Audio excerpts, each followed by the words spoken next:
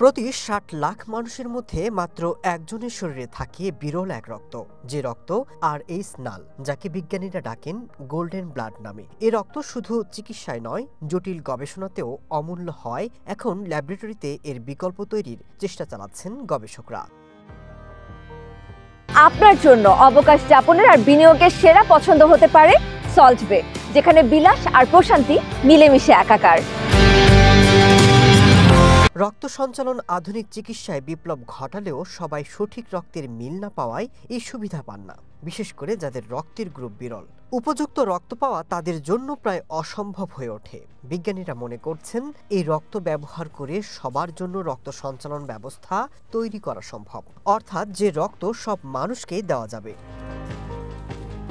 তবে বিশ্বে এখন পর্যন্ত মাত্র ৫০ জনের শরীরে শনাক্ত হয়েছে এই নাল রক্তধারী মানুষ। এ কারণে বিজ্ঞানীরা ল্যাবে এই রক্ত কৃত্রিমভাবে তৈরির চেষ্টা করছেন। জরুরি মুহূর্তে যখন রোগীর রক্তের গ্রুপ জানা থাকে না, তখন ওই রক্ত দিলে কোনো অ্যালার্জিক রিয়াকশন বা পার্শ্ব প্রতিক্রিয়ার ভয় থাকে না। আমেরিকা, কানাডা এবং স্পেনের বিজ্ঞানীরাও স্টেম সেল ব্যবহার করে কৃত্রিমভাবে বিরল রক্ত তৈরির চেষ্টা করছেন। বর্তমানে রিস্টোর নামে বিশ্বের প্রথম একটি ট্রায়ালও চলছে। এতে ল্যাবে তৈরি রক্ত মানুষের শরীরে দিয়ে দেখা হচ্ছে তা নিরাপদ কিনা। গবেষকরা আশা করছেন ভবিষ্যতে ল্যাব উৎপাদিত রক্ত সংরক্ষণ করে জরুরি অবস্থায় ব্যবহার করা যাবে।